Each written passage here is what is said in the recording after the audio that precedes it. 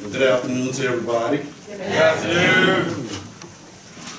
Man, I'm getting old. It's hard to believe I'm watching my nieces and nephews up here doing things I used to do when I was their age. Man, I admire how time flies. So the title of my message I should say this morning, I don't know if I said this afternoon, but this morning, it's almost afternoon, is Dare to Be Different. And I want to begin by talking about sheep. And everyone has seen a sheep at some point in their lives. And sheep are considered to be cute and cuddly animals. And God's people are even referred to as sheep in the Bible.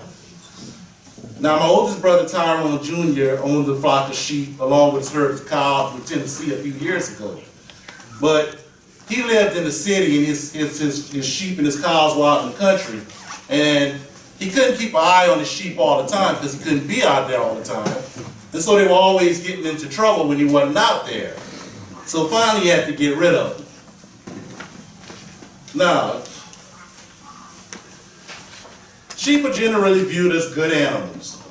If you talk about a sheep, you don't really think about a sheep being bad. But they do have a flaw or a weakness, if you will. You see, sheep are followers by nature. And being a follower is not necessarily a bad thing, but it depends on what you're following. See, if you're following God, that's a good thing. The problem with sheep is they don't always exercise discretion, and they will follow each other even into danger. And if one sheep takes off in a certain direction, the others will follow. And I'm sure most people have heard the term like sheep to slaughter, because unfortunately, sheep will follow they will follow each other even if it means their death. And sadly, many people today share the flaws and weaknesses of sheep. And it's especially true of young people, because you are impressionable and easily influenced by those you come into contact with. And everybody in this room has been young once, and we've all had that same thing happen to us. And we live in a world that places a premium on fit men. I mean, let's face it. Everybody wants to be the same as everybody else. Everybody wants to be cool, and nobody wants to be the odd person out. When I was growing up, my family was different. First of all, if you know my family, you know there's a lot of us. We were homeschooled. We went to church on Saturday. And just about everything I mentioned, we got made fun of for. Every day we'd be out playing in the yard. Kids would come home from school, and they would see us out playing in the yard, and they would make fun of us for not being in school, and they would call us dumb and stupid. Or they would make fun of us for going to church on Saturday, and they would say our religion was crazy. And we lived in an old house that stuck out like a sore thumb. They made fun of that too. So we were different. And being different, like I said, is not cool in today's world. And people will strive to fit in and follow the crowd, even to their own detriment and hurt. And I don't like to see that happen to young people. And it's not just young people that it happens to. It happens to older people as well. Because young people have so much hope and so much potential. And so I want to encourage you, young people, as you go through your life, when you return home, to dare to be different. And what I'm going to do today is use the word DARE as an acronym. And I'm going to give you 4 keys on how that will help you to dare to be different. So the first thing is discretion. That's the D. Daring to be different means using discretion when it comes to choosing your friends and who you are allowing to influence you. You have to know the difference between a positive and a negative influence, and the consequences of listening to one versus the other.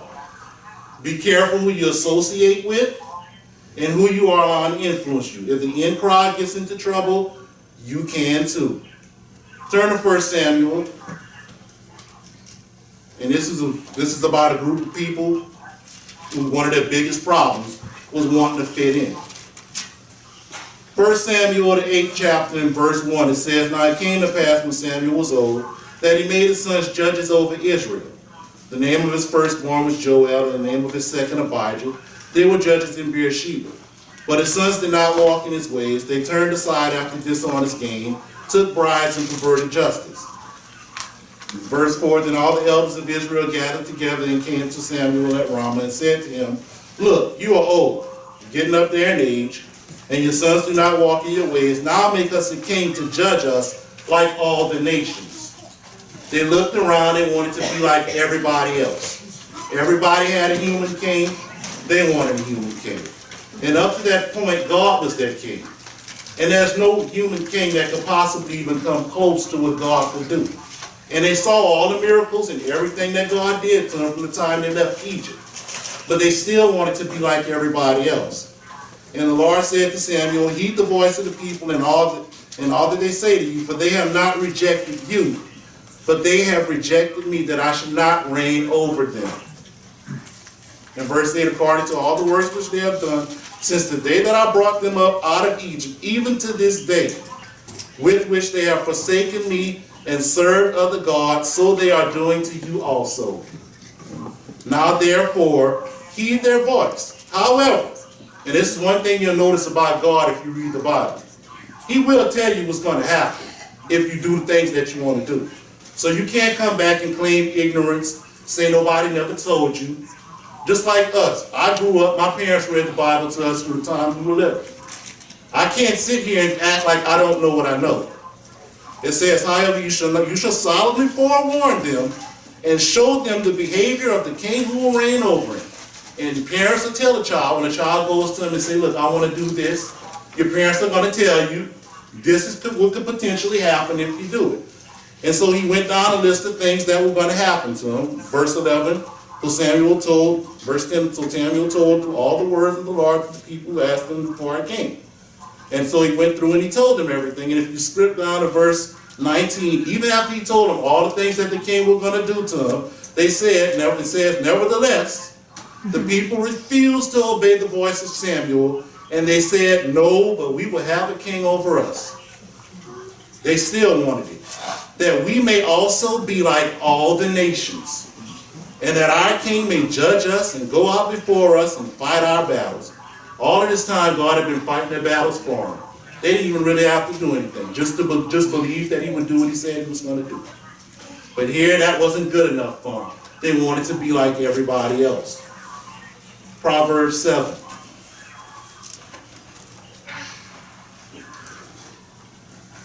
Proverbs 7 and verse 1. It says, my son, keep my words and treasure my commands within you. Keep my commands and live, and my law is the apple of your eye. Bind them on your fingers, write them on the tablet of your heart. Say to wisdom, this is something you need to exercise discretion, is wisdom. You are my sister. And call understanding your nearest kin, that they may keep you from the immoral woman, from the seductress who flatters with the word.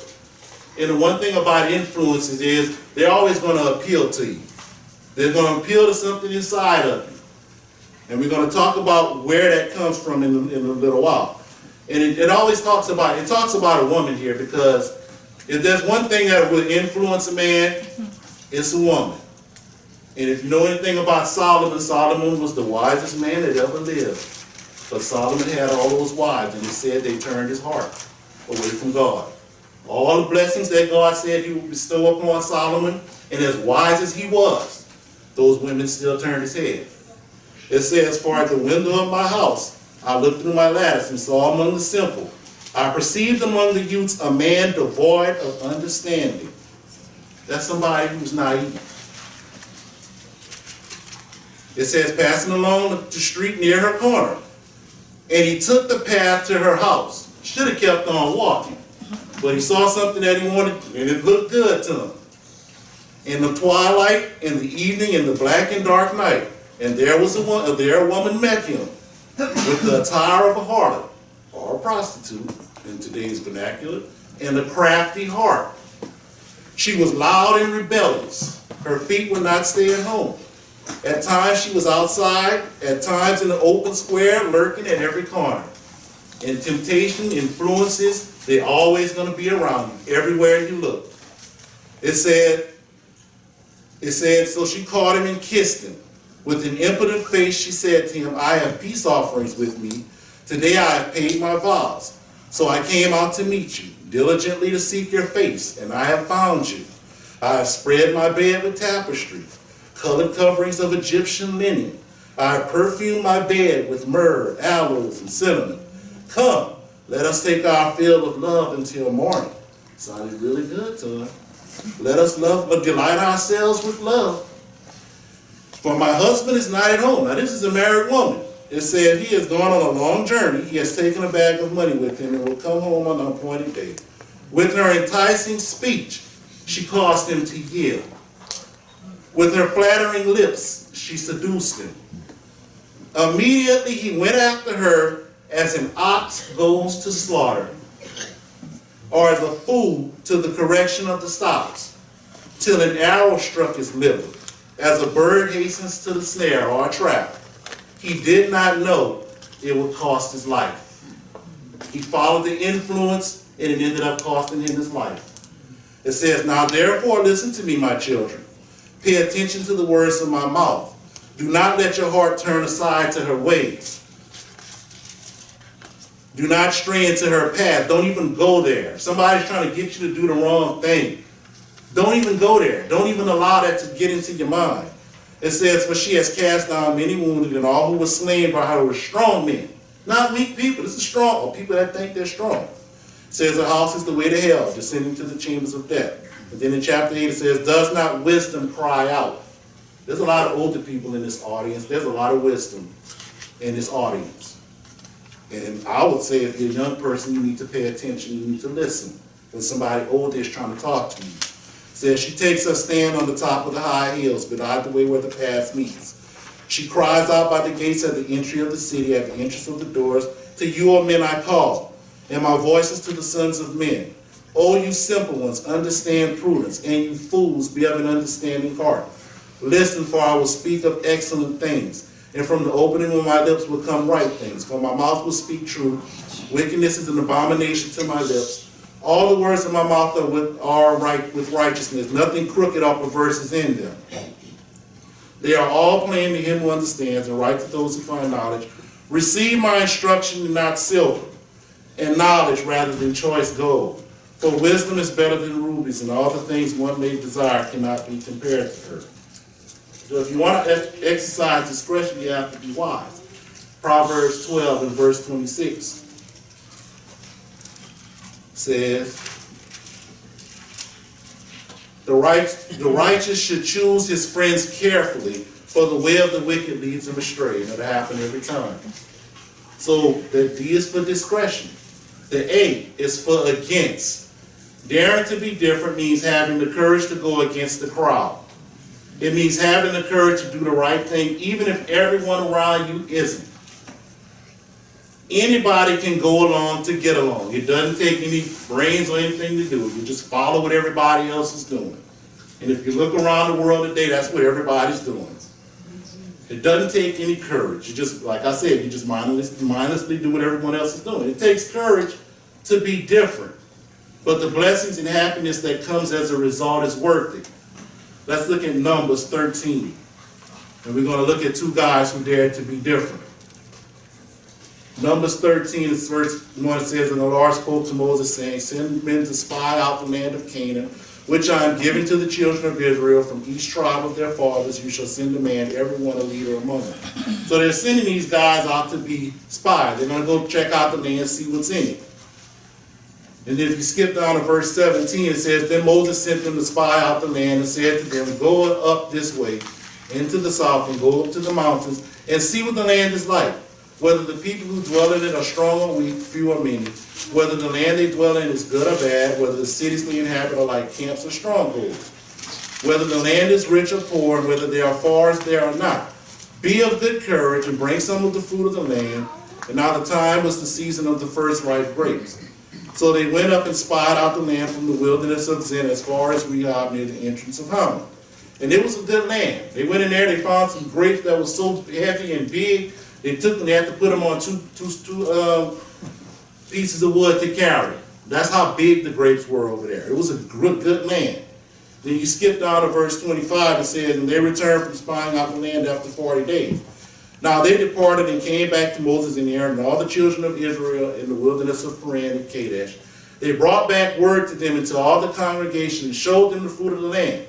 Then they told him and said, we went to the land where you sent us. It truly flows with milk and honey, and this is its fruit. Nevertheless, the people who dwell in the land are strong. The cities are fortified and very large. Moreover, we saw the descendants of Anak there. The Amalekites dwell in the land of the south, and the Hittites, and the Jebusites, and the Amorites dwell in the mountains, and the Canaanites dwell in the sea, and along the banks of Jordan. And in verse 30, then Caleb quieted the people before Moses and said, let us go up at once and take possession, for we are well able to overcome it. Here they are complaining about it in verse 32. It said, but 31 says, but the men who had gone up with him said, we are not able to go up against the people, for they are stronger than we. Interestingly enough, just like I mentioned, they had been watching and seeing God's miracles since they left Egypt. There was no reason for them to doubt that God could take care of this for them.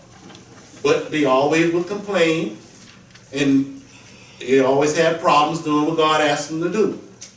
It says, and they gave the children of Israel a bad report of the land which they had spied out, saying, the land through which we have gone as spies is a land that devours its inhabitants. And all the people whom we saw in it are men of great stature. There we saw the giants. The descendants of Anak came from giants, and we were like grasshoppers in our own sight, and so we were in their sight. And then in chapter 14, chapter 14, it says, so all the congregation lifted up their voices and cried, and the people wept that night because they were scared. And all the children of Israel complained against Moses and Aaron, and the whole congregation said to them, if only we had died in the land of Egypt, or if only we had died in this wilderness, why has the Lord brought us to this land to fall by the sword? Now they have to be smarter than that. Why would God bring them all the way out there and then die by the sword? That wasn't his plan. It says that our wives and children should become victims. Would it not be better for us to return to Egypt? So they said to one another, let us select a leader and return to Egypt. Then Moses and Aaron fell on their faces before all the assembly of the congregation of the children of Israel. But Joshua the son of Nun and Caleb the son of Jephunneh, who were among those who spied out the land, tore their clothes. And they spoke to all the congregation of the children of Israel, saying, the land we passed through to spy out is an exceedingly good land. They were daring to be different. If the land delights in us, if the Lord delights in us, then he will bring us into this land and give it to us, a land which flows with milk and honey. Only do not rebel against the Lord, nor fear the people of the Lord, for they are our bread. Their protection has departed from them, and the Lord is with them. Do not fear them. So they're saying, let's go, let's do this. And they understood where their strength was coming from. And it says in verse 10, and all the congregation said to stone him and stone him. When in one ear and came out the other. Now the glory of the Lord appeared in the tabernacle of meeting before all the children of Israel.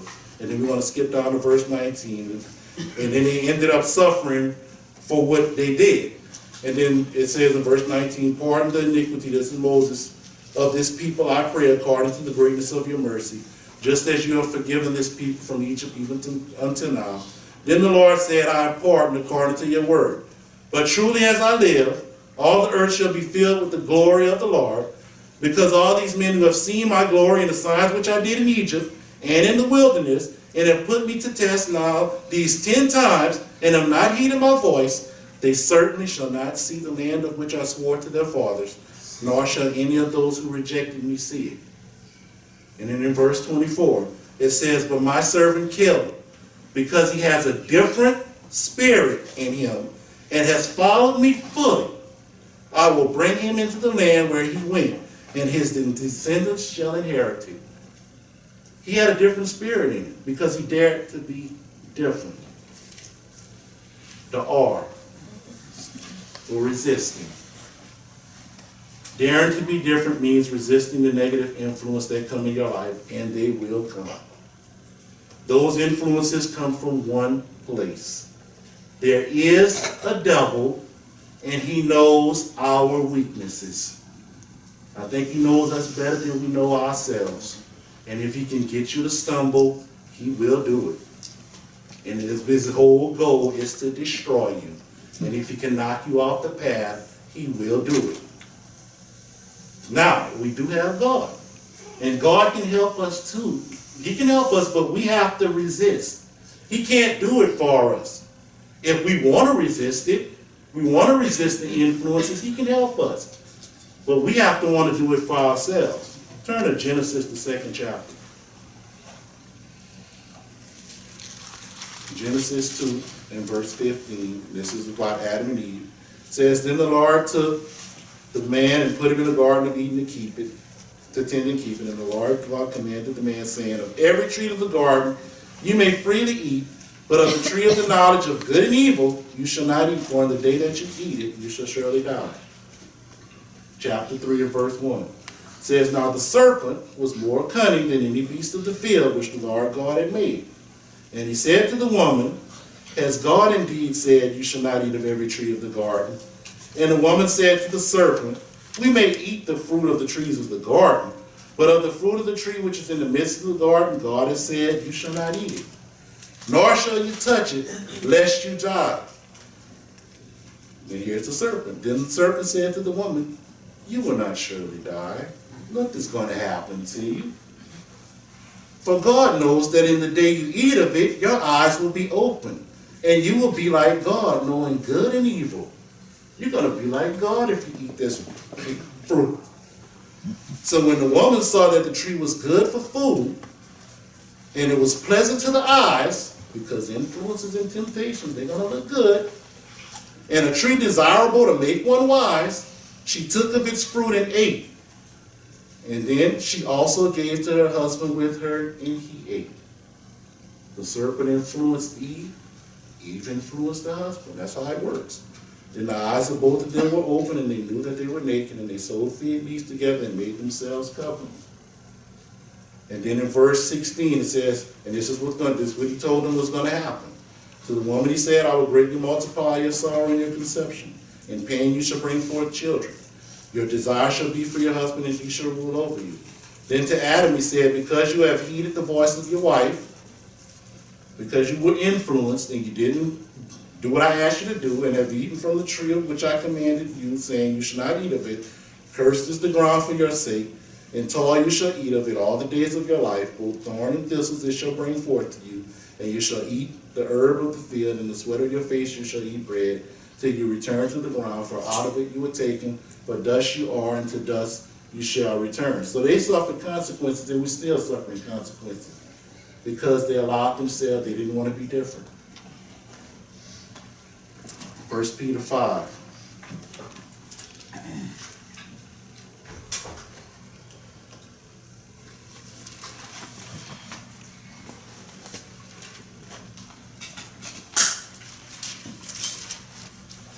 First Peter 5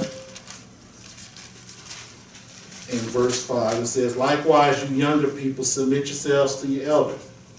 Yes, all of you be submissive to one another and be clothed with humility, for God resists the proud but gives grace to the humble. Therefore, humble yourselves under the mighty hand of God, that he may exalt you in due time, casting all your care upon him, for he cares for you.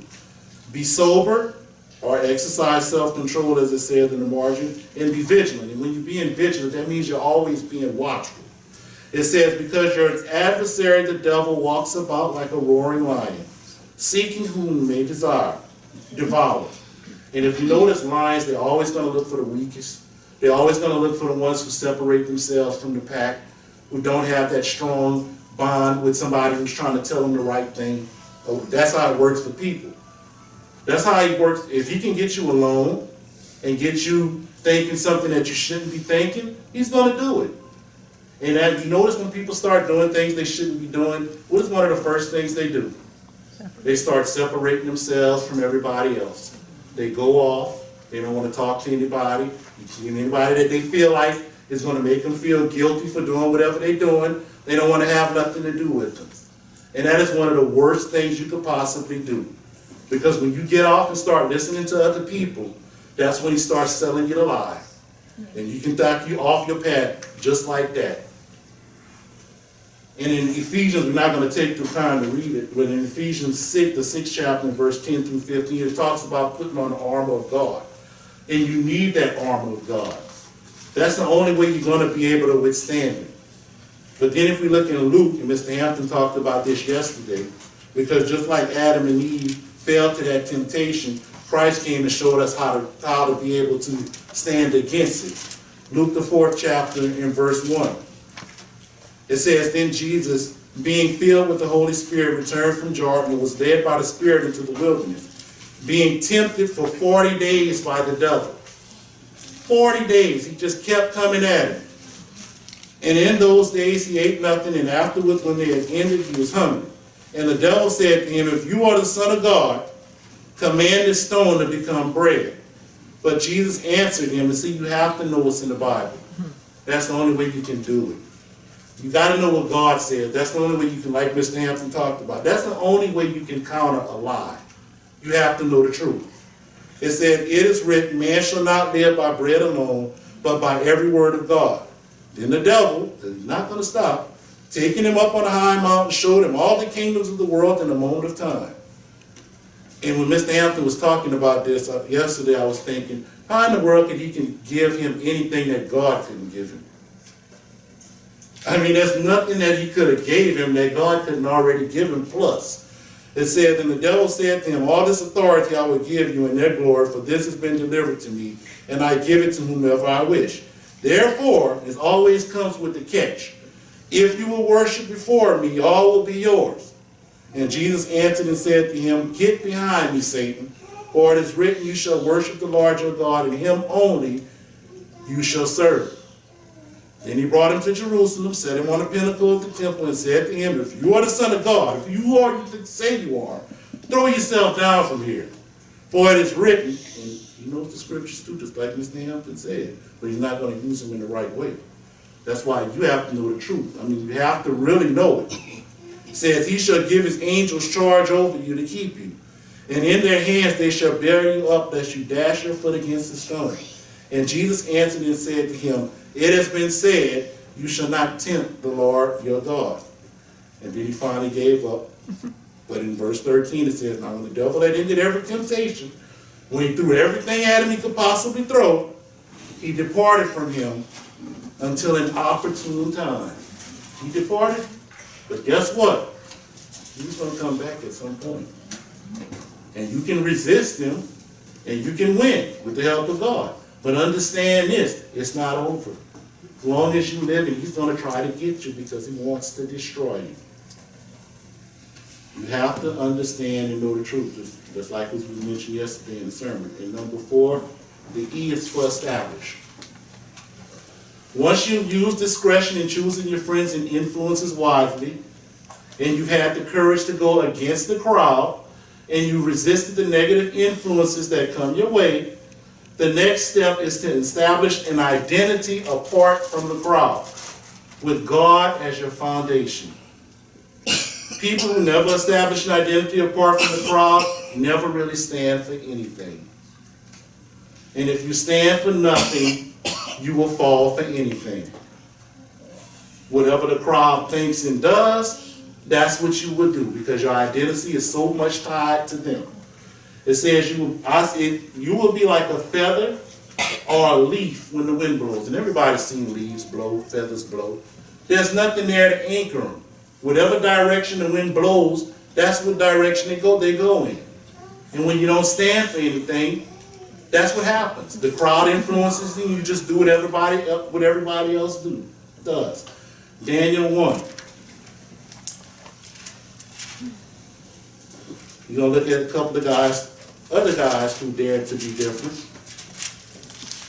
Daniel 1, in verse 1 says, in the 3rd year of the reign of Jehoiakim, king of Judah, Nebuchadnezzar, king of Babylon, came to Jerusalem and besieged it.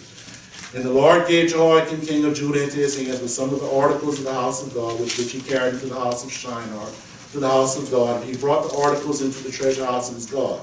Then the king instructed Ashpenaz, the master of eunuchs, to bring some of the children of Israel, and some of the king's descendants, and some of the nobles, young men in whom there were no blemish, but good-looking, gifted in all wisdom, possessing knowledge and quick to understand, who had the ability to serve in the king's palace, in whom they might teach the language and literature of the Chaldeans. And the king appointed for them a daily provision of the king's delicacies, and of the wine which he drank, and 3 years of training for them, so at the end of that time they might serve before the king. Now from verse 6, now from among those of the sons of Judah were Daniel, Hananiah, Mishael, and Azariah. To them the chief of the eunuchs gave names, and he gave Daniel the name of Belteshazzar, to Hananiah Shadrach, to Mishael Meshach, and to Azariah Abednego. And then in verse 8, here's Daniel. In his journey daring to be different. But Daniel purposed in his heart that he would not defile himself with the portion of the king's delicacy. Now, I don't know what the king's delicacies were, but apparently it wasn't something that they were really necessarily supposed to be eaten. It says, nor with the wine which he drank. Therefore he requested of the chief of the eunuchs that he might not defile himself. In verse 9, now God had brought Daniel into the favor of and goodwill of the chief of the eunuchs. And the chief of the eunuchs said to Daniel, I fear the Lord, the king, who has appointed your food and drink. He's saying, I'm responsible for you. If you don't eat this and something happens to you, I'm going to be in trouble. For why should you see your faces looking worse than the young men who are your age? Then you would endanger my head before the king. So Daniel said to the steward, whom the chief of the eunuchs had set over Daniel, Hananiah, Mishael, and Azariah, please test your servants for 10 days and let them give us vegetables to eat and water to drink. We're going to have a different diet than everybody else. Then let our appearance be examined before you, and the appearance of the young men who eat the portion of the king's delicacies, and as you see fit, so deal with your servants. So he consented with them in this matter and tested them 10 days. And at the end of 10 days, their features appeared better and fatter in flesh than all the young men who ate the portion of the king's delicacies. Thus the steward took away their portion of the delicacies and the wine that they were to drink and gave them vegetables. He gave them what these guys were eating. And as for these young men, 4 young men, God gave them knowledge, skill in all literature, and wisdom. And Daniel had understanding in all visions and dreams. Now at the end of the days, when the king had said that they should be brought in, the chief of the eunuchs brought them in before Nebuchadnezzar. Then the king interviewed them, and among them all, none was found like Daniel, Hananiah, Mishael, and Azariah. Therefore they served before the king. And in all matters of wisdom and understanding, about which the king examined them, he found them 10 times better than all the magicians and astrologers who were in all his realm. And thus Daniel continued into the first year of the king of Cyrus. And we're not going to take the time to read it, but we also know the story about when Nebuchadnezzar told them to bow down to that image. And they said they would rather take death than to do that.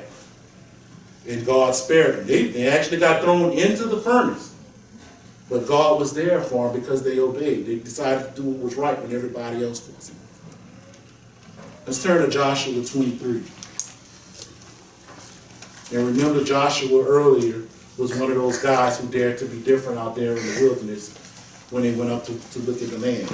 It says in chapter 1, chapter 23, verse 1, it says, Now it came to pass a long time after the Lord had given rest to Israel from all their enemies round about that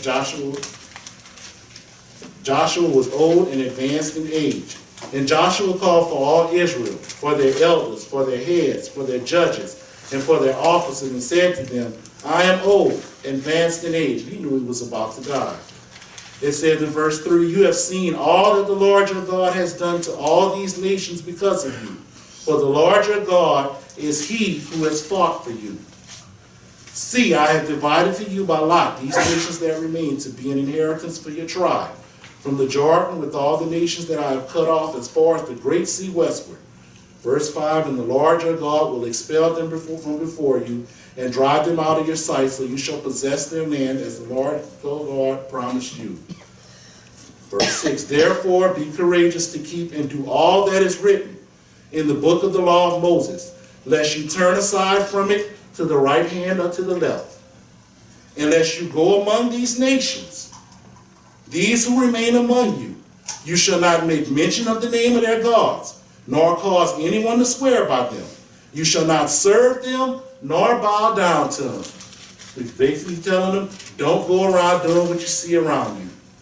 But you shall hold fast to the Lord your God as you have done to this day. For the Lord has driven out from before you great and strong nations. But as for you, no one has been able to stand against you to this day.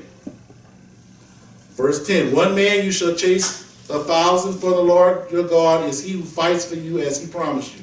Verse 11, therefore, take careful heed to yourselves that you love the Lord your God. Or else, if indeed you do go back and cling to the remnant of these nations, if you allow yourself to be influenced by what you're seeing around you, these that remain among you, and make marriages with them, and go into them, and they to you, know for certain that the Lord your God will no longer drive out these nations from before you, but they shall be snares and traps to you. They are always going to cause you a problem. And scourges on your sides, and thorns in your eyes, until you perish from this good land which the Lord your God has given you. Verse 14, behold, this day I am going away of all the earth, and you know in all your hearts and on all your souls, not one thing has failed of all the good things which the Lord your God spoke concerning you. All have come to pass for you, not one word of them has failed. Everything that God said that he was going to do, he did. And that's just who he is. If he said he's going to do it, he's going to do it. And I mentioned this last year, and I'm going to mention it again. God is a very merciful, he's a very loving God. Very, very, if you read the Bible, very, very, very merciful God. But you don't play with him. It is not a game. You don't get to a point in your life where you decide, oh, God is not important to me no more. It's not a game. Let's go to Joshua 24 in verse 14.